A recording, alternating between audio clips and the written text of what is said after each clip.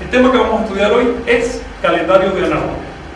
Fíjense que el calendario de Anáhuac es una materia básica para entender a Anáhuac, es decir, al México antiguo, para entender su historia, puesto que los principales incidentes quedaron registrados en el calendario, y para entender también su ideología, ya que la ideología del México antiguo, es decir, la religión, la filosofía, el esoterismo, tenían claves calendáricas. Entonces, sin calendario, es muy difícil ubicar con precisión un evento en la historia, y al mismo tiempo muy difícil entender el sentido espiritual o el sentido religioso de ese evento. Por lo tanto, el calendario de Anáhuac es una materia básica del curso de Toltequidad. La idea de este curso es que ustedes aprendan, en primer lugar, a leer las fechas que aparecen en los monumentos, y en segundo lugar, a correlacionarlas con las fechas de calendario cristiano que usamos hoy. Pero tiene además otras ideas detrás de este curso. Por ejemplo, vamos a averiguar cuáles son sus tonales o nombres propios. Ustedes también van a ser capaces de calcular los tonales o nombres propios prehispánicos de las personas que ustedes conocen. Vamos también a descifrar a través del calendario el mensaje de la serpiente emplumada. Les quiero adelantar, Anáhuac, que es el nombre del México antiguo, Anáhuac es igual a Toltequidad, y Toltequidad es igual a serpiente emplumada. ¿Okay? Vamos a hacer una pequeña historia. Fíjense que Anáhuac significa un lugar rodeado de agua. Se compone de la raíz apl y del adverbio náhuac, rodeado de o en torno a. Así que es un nombre apropiado para el continente americano, para cualquier continente. Anáhuac también es la zona del continente americano donde se desarrolló la cultura tolteca. El nombre propio de esta cultura es Toltecayo, que se compone de la raíz tolteca, que a su vez viene de toltecatl, una persona culta, y el sufijo yotl, que quiere decir condición genérica de algo. Así que la traducción correcta de esta palabra es Toltequidad. Les decía que la Toltequidad es igual a Quetzalcóatl, es igual a Kukulcán, es igual a la serpiente emplumada, llamada en náhuatl Quetzalcóatl, y en maya Kukulcán. Ambos nombres se componen de una raíz que significa pluma y otra raíz que significa serpiente. Por lo tanto, se puede traducir como serpiente preciosa, serpiente emplumada, serpiente que vuela, e incluso también, puesto que la raíz coatl en náhuatl significa gemelo, se puede traducir como gemelo precioso, doble precioso. Estas diferentes traducciones hacen alusión a aspectos del mito y del culto de Quetzalcóatl o de la serpiente emplumada. Pero básicamente lo que se refiere a este curso, vamos a ver a la serpiente emplumada no como un dios, sino como un concepto filosófico. Obviamente, Quetzal significa trascendencia. Y por otro lado, serpiente significa el cuerpo físico, las limitaciones, esto que se arrastra sobre la superficie de la tierra. Por lo tanto, el nombre de Quetzalcóatl es una invitación, una incitación a que la serpiente desarrolle plumas y vuele. Este es el preámbulo general. Les quiero decir que la cultura tolteca fue general de toda Anáhuac o de todo el México antiguo. La prueba es que cuando nos vamos al extremo sur, allá con los quichés, por ejemplo, encontramos que en el libro sagrado de los quichés, en el Popol Vuh, se le llama al ser supremo, a la serpiente emplumada, se le llama el creador, el tolteca. Es decir, el que tiene arte para crear. Y esta palabra se usaba incluso en las tierras del norte y mucho más allá, porque la raíz tolteca es muy antigua. Les quiero decir también lo siguiente: la toltequidad tiene una esencia chamánica. El chamanismo no es una ideología y no es el resultado de la experiencia cultural. El chamanismo es lo que surgió de forma natural cuando el ser humano quiso entender el mundo. El chamanismo surgió incluso antes de nuestra especie, hace 2 millones de años. Los seres humanos trataron de entender esos primeros humanoides que ya tenían cerebro desarrollado, tenían autoconciencia, quisieron entender por qué estaban aquí como en el universo. Y entonces empezaron a desarrollar técnicas para el acrecentamiento de la percepción. Por lo tanto, el chamanismo es una respuesta biológica, no una respuesta cultural. El chamanismo lo que necesitaron aquellos seres que todavía no tenían cultura. Pero a su vez el chamanismo empezó a desarrollarse y a generar contenidos culturales. Y ya hace, por ejemplo, 150.000 años aparece claramente el culto a los difuntos, que ya es cultural, porque eso no acrecienta la percepción de nadie, eso ya empieza a acrecentar la cultura. Aparece pintar los huesos o el pintarse la piel de rojo, son elementos ideológicos. Aparecen objetos de adorno. Cuando aquel ser humano primitivo se pone adornos, ya tenía toda una cultura desarrollada. Lo que quedan son mínimos vestigios de todo lo que hubo en esa época. Pues bien, el chamanismo se metió en el viejo mundo en un callejón sin salida. Por lo siguiente, a medida que se desarrollaba, se empezaron a acumular costumbres, actitudes idiosincráticas, actitudes que realmente eran producto de la cultura. Se empezaron a acumular en el chamanismo, por ejemplo, técnicas extrañas para conseguir cosas raras, uso de plantas poderosas, y de pronto el chamanismo se empezó a aislar del proceso social. La prueba de esto es que cuando surgieron las grandes civilizaciones y las grandes religiones, por ejemplo Sumeria, China, etc., los chamanes fueron relegados a las montañas y a los desiertos y a las selvas. Es decir, los chamanes no pudieron integrarse en el proceso de civilización. Y bueno, ustedes conocen el colofón de esta tendencia, que fue la caza sistemática de chamanes durante la Edad Media europea.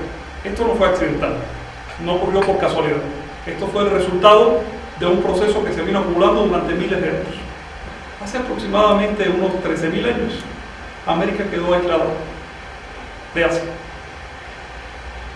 Y encontramos un fenómeno muy interesante. El chamanismo, que ya había entrado a América, empezó a desarrollarse por un cauce totalmente diferente de su precedente europeo. Los chamanes de América, en lugar de aislarse a la selva o a la montaña, empezaron a integrarse en el proceso social. En América jamás se dio el caso de la persecución de los brujos. ¿Por qué? Porque los chamanes se integraron en la cultura, se integraron en la civilización. Y la prueba es que, por ejemplo, en Anáhuac, los chamanes se convirtieron en una clase sacerdotal de alto poder. De hecho, los sumos sacerdotes eran chamanes. Aquí se da una relación recíproca. Por un lado, el hecho de que el chamanismo consiguiera transfundirse en el proceso social, generó un producto único que no aparece en el resto del mundo: la toltequidad. La toltequidad es la civilización con raíces chamánicas, no con raíces religiosas. Es decir, la toltequidad no se apoya en el culto a los dioses, sino se apoya en técnicas para acrecentar la percepción. Esa es la gran diferencia. Por otro lado, la toltequidad le dio un formato al chamanismo, le obligó, por ejemplo, a revalidar sus técnicas, a explorar sistemáticamente cada propuesta, a normalizar sus doctrinas. De modo que el chamanismo se transformó en nahualismo. Así que el chamanismo es materia prima y el nahualismo es el producto refinado. ¿A través de qué? De la toltequidad. Y la toltequidad es a su vez un producto refinado de la civilización gracias al chamanismo. Entonces encontramos varios fenómenos interesantes. Primero, en América antigua nunca hubo guerras religiosas. Las guerras eran por los motivos que tú quisieras, pero no de fe. Los dos oponentes, los dos bandos iban al mismo cielo, al mismo inframundo y creían las mismas cosas. Y no se peleaban porque si tú tienes la mentira, yo tengo la verdad. No. Las guerras no eran por motivo de fe. De hecho, no surgieron diversas religiones. Si buscas en las lenguas como el náhuatl, el maya, el zapoteca, el quichua, las lenguas más cultas de América Nativa, no aparece la palabra para decir religión, puesto que el ser humano en esa época estaba en sus creencias religiosas y en sus rituales como un pez en el agua. Entonces no necesitaba darle nombre específico a eso. El hecho de que no surgieran diferentes religiones inhibió ciertas manifestaciones sociales y permitió otras. ¿Ven? Por ejemplo, ¿Por qué ocurrió la quema de cientos de miles de brujos en Europa medieval?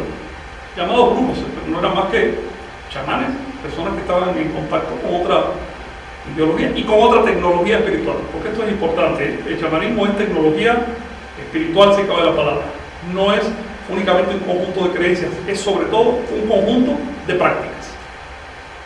¿Por qué entonces ese conjunto de prácticas fue tan mal visto en Europa hasta el extremo de que la sociedad se decidiera a asesinar a buena parte de su población? Porque estos chamanes se vieron presos en un dilema religioso. Recuerden que en el viejo mundo surgieron diferentes bloques de civilización. Y en eso va a consistir esta clase. El hecho de que las civilizaciones del viejo mundo estuvieran relativamente cerca, fueran cercanas, y estuvieran en la misma zona climática, hizo que fueran rivales. Y la prueba es que de cuando en cuando una civilización le caía encima a otra y la conquistaba, solo para llevarse sus recursos. Esa era lo que había en el fondo, rapiña. ¿Ok? Ahí tienen a los egipcios y a los sumerios rivalizando, a los sumerios y a los hindúes y los chinos, todo el mundo estaba rivalizando en ese momento. Eso no se dio en América. Es decir, por causa del aislamiento y por causa de la separación relativa de las civilizaciones de América, no se llegó al extremo de la guerra entre civilizaciones. En la historia que conocemos han surgido 7 grandes civilizaciones. Quiero decirles que es posible que haya habido más civilizaciones en la Tierra, porque el ser humano lleva aquí ya millones de años. Pero, bueno, en la historia conocida aparecen las civilizaciones en Sumeria, fue la más temprana, hace unos 6.000 años. Después le sigue la civilización de Egipto, hace unos 5.500 años. Después la civilización de China, hace 5.000 años ya empezaba a agarrar su esplendor. Y la de la India también, la de la India hace unos 4.500 años. La civilización de Creta, que es muy específica y que evolucionó después o sentó las bases del helenismo. Y aquí en América las civilizaciones del Tahuantinsuyo, que es la zona andina, y Anahuac. Todas estas civilizaciones son llamadas culturas madre, culturas originales, porque generaron sus propias instituciones, no le pidieron nada a nadie, son autónomas. Es decir, generaron su propio desarrollo de urbanística, sus propias normas artísticas, su propia ideología, generalmente tuvieron su libro sagrado, su propia religión, su propia manera de entender el mundo. Ya después que empezaban a crecer, empezaron a contactar entre sí, sobre todo en el viejo mundo, y entonces empezaron a compartir conocimiento. Pero el origen de sus instituciones es autónomo, por eso hay civilizaciones madre. Ahora bien, si se fijan en la imagen, hay una gran diferencia entre las civilizaciones madre del viejo mundo y las de América. Las del viejo mundo se extendieron de este a oeste. Las de América se extendieron de norte a sur. Y eso empieza a generar grandes diferencias cualitativas. Las civilizaciones del viejo mundo comparten una misma zona climática. Están todas dentro de una misma franja climática. Eso significa que entre una y otra era posible enviar un ejército sin problema, porque el ejército no iba a sufrir grandes variaciones de clima. También era posible enviar animales de tiro y por lo tanto cargar alimentos para mantener un ejército. Y eso fomentó el desarrollo de la rueda, de las carretas, la domesticación de animales de tiro, etc. Pero además fomentó la guerra y por lo tanto el desarrollo de la tecnología de metales para poder sostener la guerra, para poderse defender. De manera que la relativa cercanía y el hecho de que estén en una misma zona climática hace que las civilizaciones del viejo mundo se desarrollaran en cierto sentido.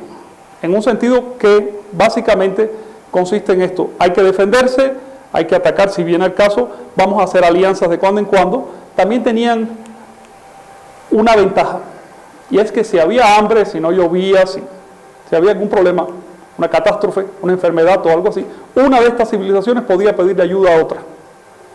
Y eso desarrolló el comercio. ¿Bien? En cambio, en América encontramos dos civilizaciones igualmente altas, igualmente con grandes realizaciones, pero separadas por amplias franjas climáticas. Y no solo eso, sino también separadas físicamente por selvas y por montañas. Por lo tanto, las civilizaciones de América no desarrollaron mayormente el contacto entre ellas. Los anahuacas o antiguos mexicanos no tenían ningún temor de que los incas vinieran a invadirlos, y los incas no tenían ningún temor de los anahuacas. Por lo tanto, las guerras que se desarrollaron en América son pequeñas, son locales, y eso lo notas en el hecho de que las ciudades no tenían murallas, no se desarrolló la metalurgia. Por ejemplo, la metalurgia solo tenía sentido para hacer joyas y adornos. Se desarrolló en cambio otro tipo de tecnología en Anáhuac y en el Tahuantinsuyo. Por ejemplo, la relacionada con la observación del cielo, con la escritura, con el calendario, con las matemáticas. Mi impresión es que cuando una civilización no tiene grandes peligros externos, pues la gente hace lo que le sale de su buen natural, es decir, la curiosidad humana hace que nos pongamos a investigar la naturaleza. Esa es la impresión que tengo.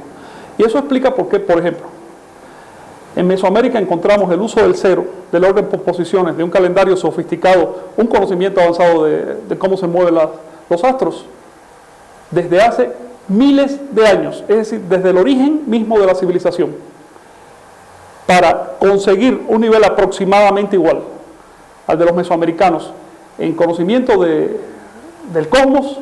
Los europeos tuvieron que esperar, o nuestra cultura cristiana occidental tuvo que esperar hasta el siglo XVII. Para conseguir el uso del cero y del orden por posiciones, los asiáticos tuvieron que esperar hasta el siglo VIII, cuando los hindúes lo inventaron por su cuenta, y los europeos hasta el siglo XV aproximadamente, cuando se permitió el uso popular de ese sistema. Es decir, estamos viendo entonces por un lado en Asia el desarrollo de unas tecnologías y en América el desarrollo de otras tecnologías. Ahora bien, esto es una base general que nos explica el calendario mesoamericano. Fíjense que otra de las cosas interesantes de estos dos grandes bloques de civilizaciones es que las civilizaciones del Viejo Mundo se desarrollaron al norte del Trópico de Cáncer. En cambio, las dos civilizaciones de América se desarrollaron dentro de los trópicos. ¿Qué significa esto? Que las civilizaciones del Viejo Mundo no podían atestiguar un fenómeno maravilloso, que es el ascenso de los astros, de los planetas y del Sol al centro del cielo. Los fenómenos que podían atestiguar las civilizaciones del Viejo Mundo eran pues los solsticios y equinoccios, que son mucho más, digamos, son más regulares y más ambiguos en su exactitud. Por ejemplo, para fijar el año a partir del solsticio tenemos 4 o 5 días de ambigüedad, porque el solsticio, justamente el Sol se detiene, está varios días detenido. En cambio, para fijar el año a partir de un ascenso del Sol al centro del cielo o de un paso cenital del Sol, bueno, pues es muy sencillo. Pones una plomada, observas cuando ya no echa sombra por ningún lado, o un palito o algo así, y vuelves a marcarlo el año que viene y te da el año con fracciones de segundos.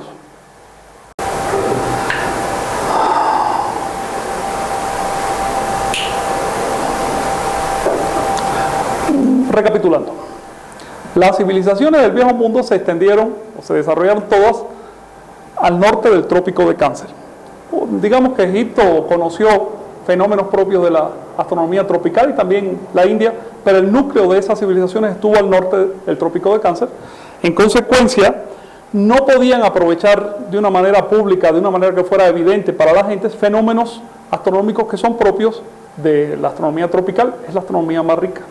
En cambio, las civilizaciones de América, por alguna razón, se establecieron justamente entre los trópicos de Cáncer y de Capricornio. De hecho, la definición territorial en Anáhuac y en el Tahuantinsuyo tenía que ver con los trópicos. Es decir, no se trataba de líneas o de rayas políticas sobre la Tierra, sino de rayas que establecen el movimiento de los astros, líneas imaginarias que son astronómicas. Entonces, fíjense que la astronomía tropical tiene una cosa interesante. Como ven en la imagen, la astronomía tropical surge por el hecho de que nuestro planeta rota con una cierta inclinación sobre su eje, 23 grados y medio aproximadamente. Entonces, ¿qué significa eso? Bueno, pues que a 23 grados y medio al norte y al sur del Ecuador vas a tener una franja donde es posible ver al Sol sobre tu cabeza.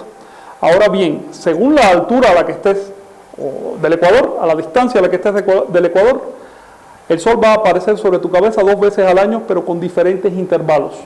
Por ejemplo, si estás en el propio Ecuador, ese fenómeno va a ocurrir en los equinoccios, es decir, con 6 meses de distancia. Pero si ya estás pegado a los trópicos de Cáncer o de Capricornio, ese fenómeno va a ocurrir en el solsticio, en un mismo día. Y si estás en las latitudes intermedias, los dos pasos cenitales del Sol se van distanciando cada vez más a medida que te acercas al ecuador. Esta asimetría y este dinamismo de la astronomía tropical obligó a las naciones del Tahuantinsuyo, es decir, de los Andes, y de Anáhuac, o del México antiguo, a tratar de entender el porqué de los movimientos celestes, es decir, a tratar de encontrar la lógica. No estamos hablando aquí de creencias primitivas, estamos hablando del uso de la lógica, y eso es lo que vamos a ver en esta clase. La ubicación geográfica, por supuesto, estimuló el desarrollo de ciencias como las matemáticas, digamos. Era necesario saber de matemáticas para poder calcular estos fenómenos astronómicos. Y lo ven, digamos, en estas imágenes de la zona andina, por ejemplo, en la Puerta del Sol. La Puerta del Sol tiene unas medidas tremendamente sofisticadas desde el punto de vista geométrico y también desde el punto de vista astronómico. Hay un maravilloso calendario ahí labrado que tiene que ver con la latitud en la cual fue edificada la ciudad de Tiahuanaco. Es decir, si no tienes en cuenta la amplitud de los pasos cenitales en la latitud de Tiahuanaco, allá en Bolivia, simplemente no entiendes el calendario de la Puerta del Sol.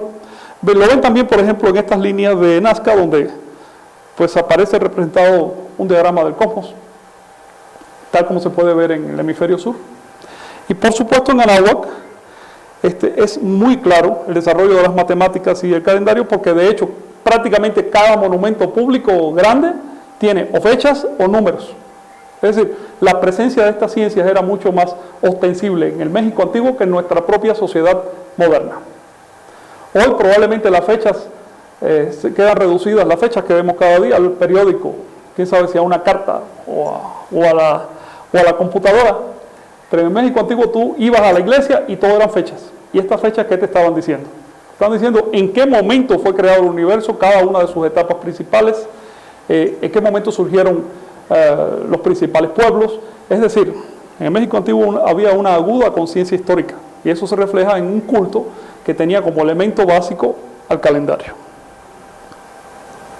Ahora, ¿dónde surgió todo esto? Antonio Gómez y otros investigadores, por ejemplo David Wood, otros investigadores, se han dado cuenta de que hace unos 6.000 años surgió en Valdivia una cultura que tenía un gran interés por el cielo. ¿En qué se nota esto? Tenía un gran interés por la cosmogonía, es decir, trataba de explicarse la forma del universo. Y esto se nota en unas tabletas de piedra con esgrafiado que dejaron muy interesantes, donde se reflejan fenómenos astronómicos. Esto ocurrió más o menos entre el 4000 y el 3000 a.C. Es muy notable que haya ocurrido en el Ecuador. Según Antonio Gómez Miranda, de hecho, la búsqueda del Ecuador fue deliberada. Estos pueblos se establecieron allí para poder ser testigos de un fenómeno impresionante. Y les repito, es el ascenso del Sol al centro del cielo en los equinoccios. Es un fenómeno impresionante. Se llamaba la atadura del Sol. De hecho, como pueden ver en el mapa, los incas, miles de años más tarde, trataron de ubicar la segunda capital del imperio. ¿Dónde? En el Ecuador, la ciudad de Quito. ¿Por qué? Porque de ese modo se estaban amarrando a sí mismos como civilización con el cielo. Es decir, se estaban justificando a la vista de la gente. En esa época la sociedad tenía necesidad, exigía justificaciones de tipo cosmogónica. No como ahora que pues, uno no sabe ni cómo se mueve la Tierra, ¿no? No, en ese momento la gente estaba profundamente involucrada con el mundo en que vivía. La cultura de Valdivia se desplegó, según la hipótesis, se desplegó desde el Ecuador hasta Centroamérica y México antiguo, y también desde el Ecuador hasta Bolivia y el Perú. Fíjense que las grandes culturas de América equidistan del Ecuador. Eso es algo que hay que tener siempre en cuenta. Generando entonces dos culturas o dos civilizaciones madres, la de los olmecas en Anáhuac y la de los hombres de Chavín de Huántar en Perú. Aquí les traje dos cabezas, una olmeca y otra de Chavín, para que vean la semejanza estilística y de recursos. A ver quién me señala cuál es la cabeza olmeca.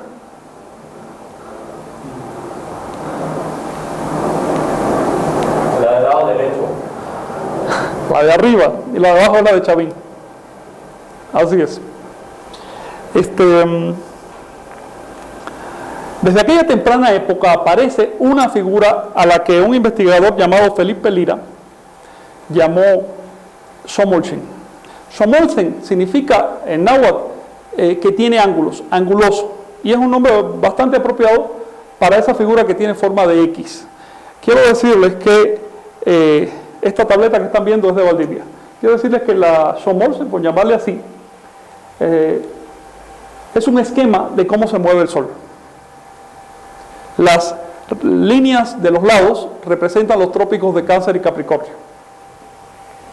Las líneas de arriba y abajo son esquematizaciones de los límites del movimiento del Sol. Y esas diagonales representan aquello que ya les dije, que el movimiento del Sol se va ampliando o se va estrechando según nos acerquemos o nos alejemos del ecuador.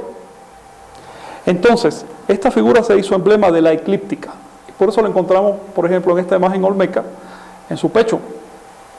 ¿Esa imagen qué representa?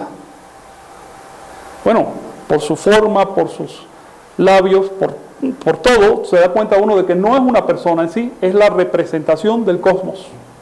Fíjense que en su cabeza hay pues, una milpa. Esa abertura de la cabeza significa la abertura de la semilla, por donde nace la semilla. Su pecho tiene justamente la representación del ecuador y los trópicos y del movimiento solar, es decir, es la Tierra esa imagen. Y esto se denota también en el hecho de que es una amalgama del ocelote y el ser humano. La Tierra se antropomorfizaba, era vista como un ser humano andrógino, macho y hembra a la vez. Aquí los náhuatl le llamaban Tlaltecutli, el señor de la Tierra, o el señor Tierra.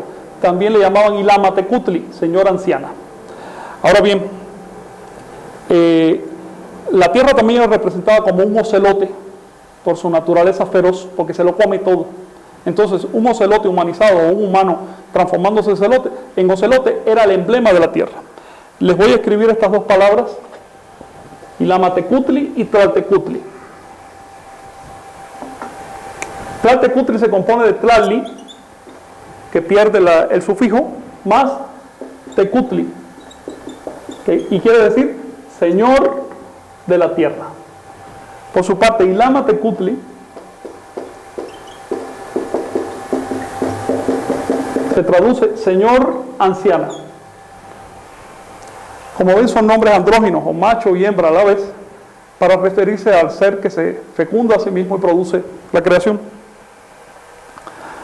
Esa misma figura, ese mismo Shomolchen, observen otra vez la imagen, fíjense que es una X con una cierta simetría, recordando un glifo de movimiento. Lo van a ver otra vez en la primera tableta escrita olmeca.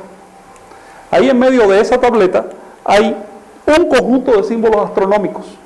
Esta tableta es de aproximadamente el año 1000 a.C. Y ese conjunto de símbolos astronómicos se llama franja zodiacal.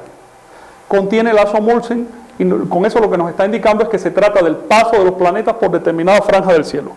Abajo ven la misma franja zodiacal en el Códice Maya de Dresden 2000 años más tarde.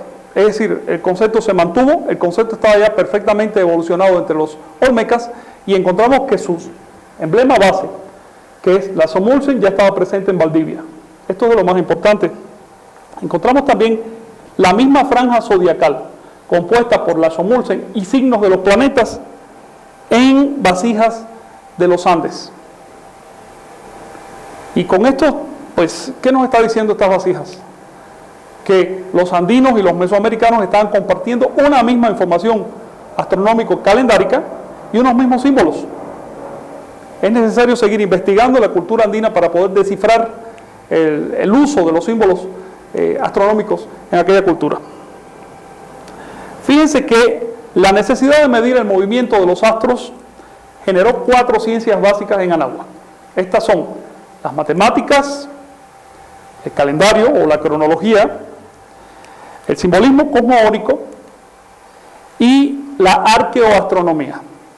¿En qué consisten estas ciencias? Bueno, ustedes saben que el calendario, que las matemáticas mesoamericanas eran vigesimales, es decir, se basaban, en vez de multiplicar por 10, multiplicaban por 20, se basaban en los órdenes de 20. Así que sus órdenes eran 20, 400, 8000, 160.000, 3.200.000, 64 millones, etc. Órdenes infinitos. Estas matemáticas se basaban en los conceptos del cero. El cero fue básico para poder conceptuar el orden, pero además la cifra, porque una vez que tienes órdenes, tienes cifras. Entonces, los conceptos fundamentales eran cifra 0, el orden subsecuente, el tablero de cálculo, que es un logro maravilloso. El tablero de cálculo les permitió, pues, calcular de una manera eficiente, calcular como lo hacemos hoy. Los cálculos que nosotros hacemos hoy, los llevamos haciendo hace 500 años. Las antiguas civilizaciones del viejo mundo no podían hacerlos, porque no tenían un sistema de orden. Es una cosa impresionante, con todo el esplendor que alcanzaron los griegos, romanos, egipcios, sumerios y demás, es impresionante que no alcanzaran un sistema de orden o no tuvieran un sistema racional de órdenes, porque los sumerios sí tenían cierto sistema de orden, pero tan abigarrado, tan difícil de expresar, que no trascendió a otras culturas. Es una cosa que llama la atención. Calendario, el tablero de cálculo en Mesoamérica se llamaba Tezcanicuili, literalmente tablero o modelo de cálculo. Otra cosa interesante que pueden ver en la lámina es que los mesoamericanos desarrollaron números positivos y negativos. Los positivos se escribían con tinta negra y los negativos con tinta roja. Eso dio origen a un concepto llamado en náhuatl, a ver quién se acuerda, Tlili-tlapali. Concepto de Tlili-tlapali o Tlil-tlapali también se puede decir. Se compone de Tlili, oscuro o negro por contexto, y Tlapali, que quiere decir coloreado, luminoso, y rojo por contexto. Así que aquí encontramos un difracismo, es decir, una oposición entre lo oscuro y lo luminoso, entre lo negro y lo rojo. Negro y rojo eran los colores emblemáticos de la oscuridad y de la luz, pero también eran los colores de la tinta que escribía los números positivos y negativos. Entonces, ¿qué representa el concepto de Tlil-tlapali? La sabiduría. Es decir, en el México antiguo el concepto de la sabiduría se representaba por símbolos que expresaban operaciones matemáticas, operaciones con números positivos y negativos. Luego, la sabiduría no era vista en esa época como un don mágico que viene de arriba, sino como producto del estudio y de la razón. Y en este momento les quiero hablar de algo que está muy mal entendido. Se habla generalmente de que las culturas del viejo mundo, en particular la europea, son racionales y las culturas indoamericanas son intuitivas o menos racionales. De hecho, es al revés, absolutamente al revés. Si quieres encontrar racionalidad, vete al México antiguo, donde estaba codificado todo, donde podías ubicar un día con precisión en millones de años, donde hasta el cielo tenía 3 escalas para que tuviera orden, donde las matemáticas desde el primer momento eran la base de la civilización, no un producto secundario como pasó en otras culturas. La idea de que los indoamericanos, y en particular los anahuacas o moradores de este país, eran seres intuitivos, deriva del racismo y del prejuicio de la antropología europea. Es una cosa que hay que descartar. Civilizaciones racionales en el mundo, la de Anáhuac y la de Tahuantinsuyo. Ser racional no significa que no puedas desarrollar la intuición, significa que además de la intuición, desarrolla la razón, lo cual no tiene nada de malo.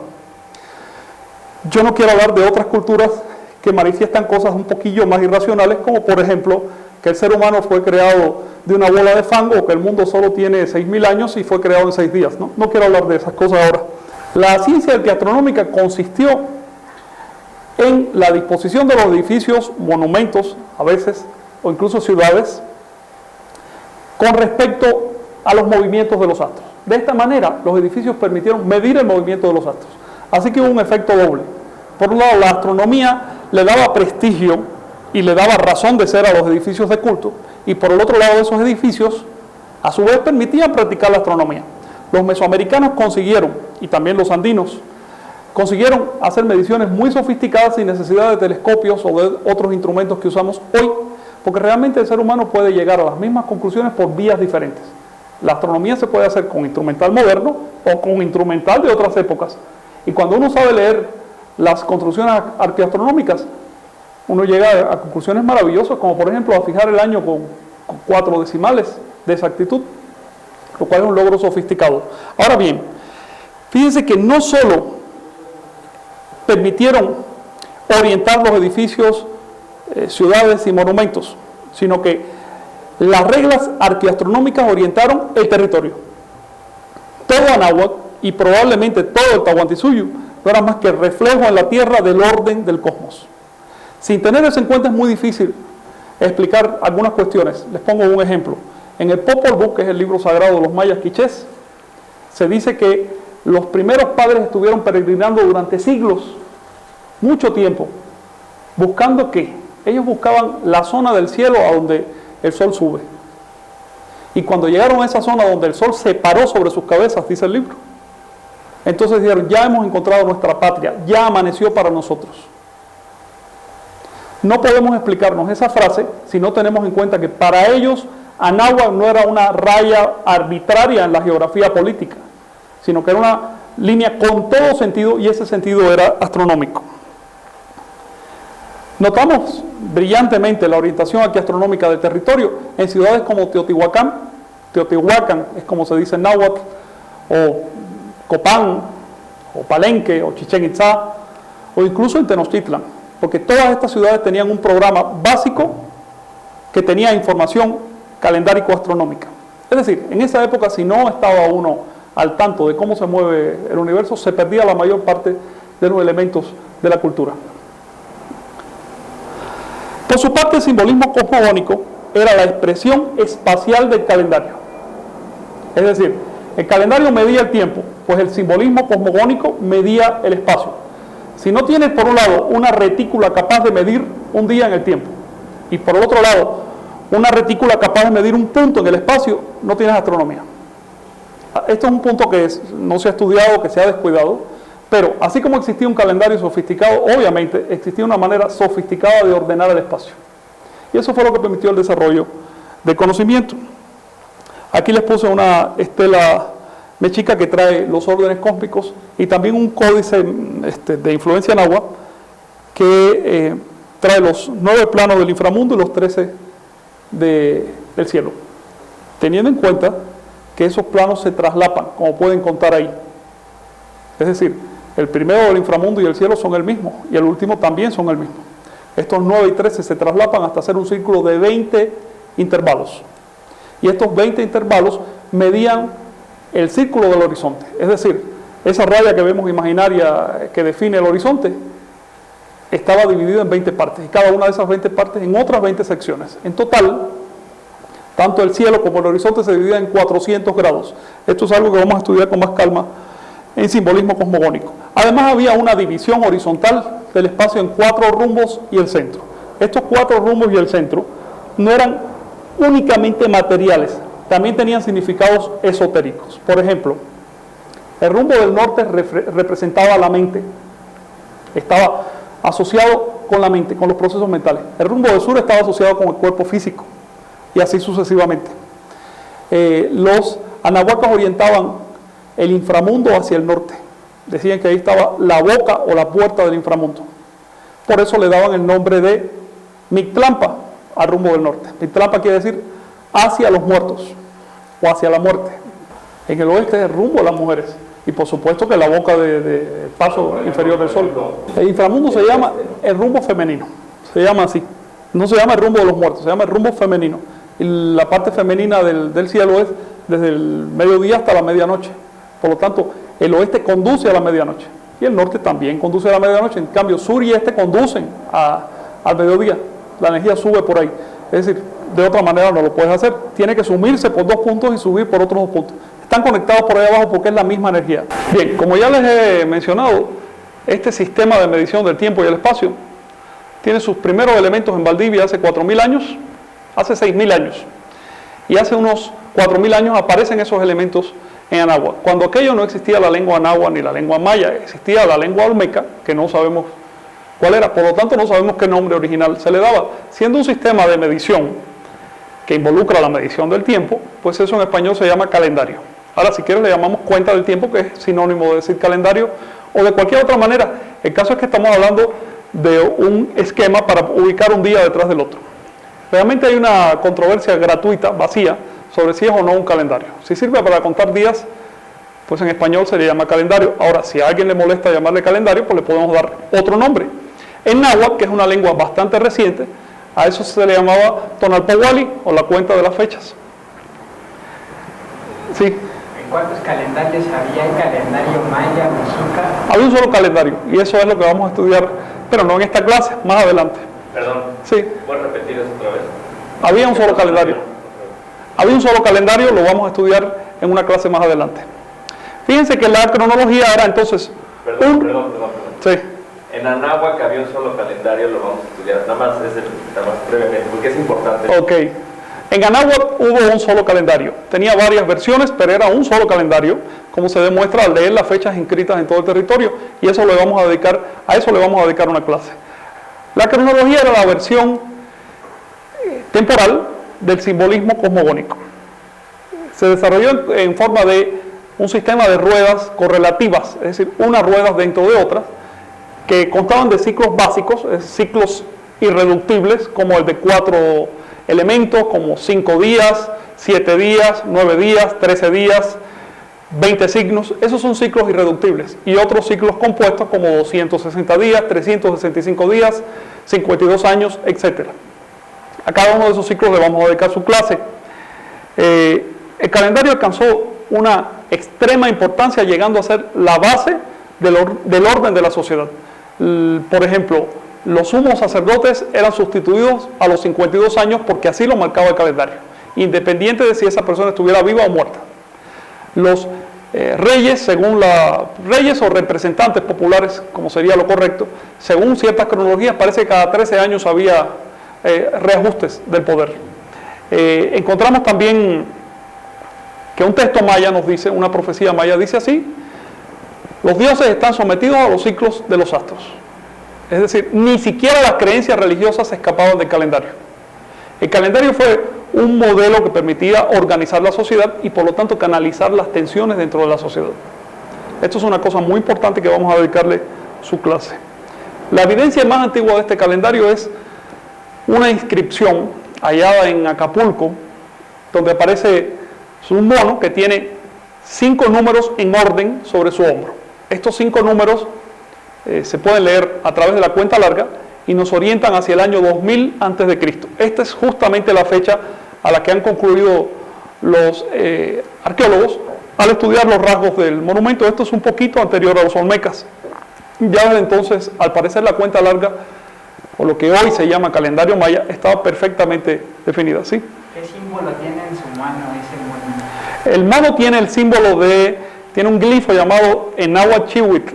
En esa época, quién sabe cómo se llamaba, y representa al año. Chihuitl significa ciclo. Otra de las evidencias más antiguas de este calendario es una estatuilla olmeca en cuyo pecho vemos un número 5, tanto por el sistema de puntos como por el de barras. No aparece el glifo, pero yo entiendo que el glifo es la cara de la estatuilla, en cuyo caso, entonces me paro cuando venga el avión. Era nada más eso, tú sigue, continúa. Ok. Fíjense que esa estatuilla tiene un glifo 5 sobre su pecho y su cara pone el signo. Su cara se lee en maya ajau, o cara, si quieres, en español. Así que este señor se llamaría 5 ajau. Es una de las evidencias más antiguas del uso de un tonal o nombre propio y tiene aproximadamente 3.200 años de edad. También son muy antiguos un sello de Tabasco, pues olmeca, donde aparentemente está la fecha 3 caña, así como, voy a repetirlo, también es muy antiguo una tableta de jade olmeca, donde aparece la fecha 3 caña, y un sello de Tabasco, donde se ve la fecha 3 ajau. Esto nos indicaría que ya desde hace aproximadamente 3.000 años el calendario era parte activa de la sociedad. En un dintel de San Juan Mogote, que es de origen zapoteca, también vemos una fecha de hace aproximadamente 2.800 años. Está difícil de leer, pero se nota que hay un numeral y también un signo, y probablemente sea la fecha 1 movimiento que le da nombre al sujeto ahí representado. Oye, perdón, Frank, ¿este es San José del Mogote o este es otro? San Juan Mogote. San Juan Mogote, ¿no? San Juan Mogote. San Juan Mogote, sí. Es que son dos, sí. Hay dos. ¿San José o San Juan? San José. del Mogote. Lo voy a repetir. Otra fecha de mucha antigüedad, quizás de 2.800 años de edad, es una encontrada en San José Mogote, que representa al tonal 1 movimiento, que le da nombre a la figura ahí representada. También son muy antiguas fechas inscritas en murales olmecas de entre los siglos 8, 7, 6 a.C., donde notamos algo muy interesante. Estas fechas aparecen a la izquierda del personaje con respecto a nosotros, asociado a sus extremidades, al brazo o a la pierna.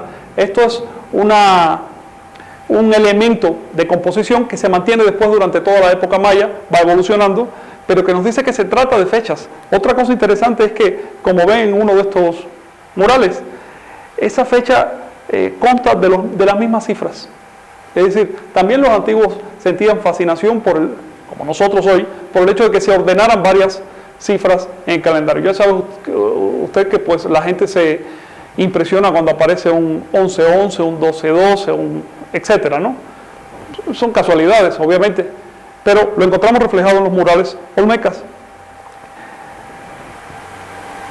Fechas muy antiguas son las que nos acaba de enviar el joven Jesús Fabián a internet. Sí, Jesús estuvo explorando unas cuevas allá en la zona de Coatzacoalcos y encuentra 12 o 13 tonales o fechas inscritas en esa cueva de origen olmeca. Además, es probablemente la inscripción de fechas olmecas más grande que se tiene. Todavía no está descifrado, esto apenas acaba de ser descubierto. Y encontramos estelas en Monte Albán de hace aproximadamente 2600 años que denotan que ya para entonces era una práctica sistemática erigir estelas de piedra con fechas. Las fechas que representaban ascensos de gobernantes al poder, fenómenos sociales, en fin, las fechas estaban completamente involucradas con el hacer social. Les quiero decir algo. Cuando uno va a las academias es muy común oír hablar de que el calendario mesoamericano era de origen agrícola. Esto es una tontería. Ese calendario, por más que uno lo estudie, resulta que no tiene nada que ver con el agro. Se usaba para el agro, tal como nuestro calendario de hoy, el gregoriano, también lo usamos para el agro, pero eso no significa que tenga un origen agrícola. Las fechas mesoamericanas más antiguas están representadas junto a gobernantes y están hablando de genealogías de gobernantes. Por lo tanto, tenían una función social, una función de darle estatus a los gobernantes. No están representadas junto a campesinos o hablando del agro, para nada. Son fechas complejas, fechas que requieren estudio, fechas cuya representación en piedra requiere muchos recursos para poder hacer esos monumentos y por lo tanto eran un símbolo de estatus. Fíjense que este calendario no solo era apreciado por las clases cultas, sino por la gente en general. Una prueba de ello es que en esa época, cuando la gente era convocada a una ceremonia, por ejemplo, en una plaza, ¿qué es lo que veía a su alrededor? Fechas, estelas, inscripciones en las paredes con fechas. Es decir, existía en ese momento capacidad de comprender el mensaje, porque si no esas fechas no hubieran sido labradas. Un Estado no hace propaganda si la gente no lo va a entender. Por lo tanto, había alfabetización. Esto es algo importante. Y pues se denota, por ejemplo, en una casa particular, bastante humilde además, la casa que acaban de descubrir en Xultún, en la zona del Petén, donde en una pared se inscribieron órdenes matemáticos y calendáricos que permiten reflejar fenómenos astronómicos que ocurrirán hasta el próximo 3600. Es decir, fenómenos relativos al Bactún 17. Todavía falta mucho tiempo para eso. Había una persona particular que probablemente era escriba o pintor, que simplemente inscribió esos fenómenos, hizo el cálculo, pudo representar esas conjunciones astronómicas. En este mural de Xultún, por cierto, se ve un conjunto de 5 astros. Yo pienso que el que está de rojo es Marte y el que está de azul es Venus, y que los que están de negro son posiciones de Júpiter. Es la impresión que me da. Sin embargo, se está leyendo también como un conjunto de personas que están hablando de algo. Yo pienso que son astros porque en su pecho aparece el emblema de la estrella, ¿no? Este calendario tenía una importante función social que se nota de diferentes maneras. Una de ellas era en el hecho de que las fechas estaban expuestas en monumentos grandes a la vista del público. Otra función social era la astrológica. Por ejemplo, los niños desde el momento que nacían recibían un tonal o nombre propio que era la fecha. En maya se le llamaba el kin, su kin, o su nahual en la zona quiché. Pues bien, esa fecha que recibía el niño era su nombre durante toda su vida. Recibía además apodos y otros nombres legales, pero el tonal era importante. Por lo tanto, había que registrar exactamente cuándo nacía el niño. Esa era una de las razones que mantuvo el calendario en funcionamiento. En la imagen ven, por ejemplo, un niño que está siendo bautizado con el nombre de 10 conejos. Está tomada del Códice Florentino. Otro aspecto de la función social del calendario se denota en las profecías. Obviamente, las profecías no solo trataban de decir qué va a pasar, sino conducían el hacer social hacia ciertos derroteros. Una vez que profetizas una cosa, ya la estás convocando. Por lo tanto, las profecías eran usadas por los sacerdotes para conducir a la sociedad, y eso se nota pues en una lectura de los libros de Chilambalán, donde hay una profunda interrelación entre profecía y sociedad. De hecho, las profecías fueron el pretexto que usó el sacerdote para inconformarse, para rebelarse contra el estado de cosas que estaban viviendo la colonia. Debido a que este calendario reflejaba o representaba un considerable esfuerzo científico, fue tomado como emblema de civilidad. Esto que les voy a decir es un poco especulativo, pero es muy probable que una marca del avance de la civilización en esa época fuera el calendario. Es decir, un pueblo quiere integrarse a la órbita de Anáhuac, lo primero que tiene que hacer es unificar su forma de contar el tiempo. Y tiene que entender el calendario, porque eso le exige estudiar en general. Y ello explica por qué ese calendario empezó a difundirse. No solo aparece en México, sino que aparece en toda Centroamérica y en zonas del norte y del sur. De hecho, se encuentran vestigios hasta la cultura de Cahokia, que está allá en Mississippi, y entre los muiscas que están en Colombia, y también en algunas culturas de Venezuela. Estos vestigios son tan característicos como, por ejemplo, los muiscas tenían el catún, un ciclo de 20 años. Allá en Norteamérica, pues la gente llevaba como nombre el tonal, incluso a veces en náhuatl, es decir, no solo el calendario, sino también importaban una lengua sagrada. Esto nos dice que el calendario era un embajador, un mensajero de civilidad. Fíjense que de hecho los números básicos de este calendario aparecen hasta el Perú. Pueden ver en esta imagen, por ejemplo, un observatorio que tiene 13 intervalos y que nos está diciendo que el 13 era importante en las observaciones astronómicas. En el disco, que es de origen de la cultura de Chavín, ven 20 símbolos, y estos discos aparecen una y otra vez, es decir, no es un caso aislado, de modo que muchos investigadores consideran que en el sur, es decir, entre los peruanos, había un calendario similar, o por lo menos se conocía el calendario de Anáhuac, que dejó ciertas evidencias. Con eso termino este segmento.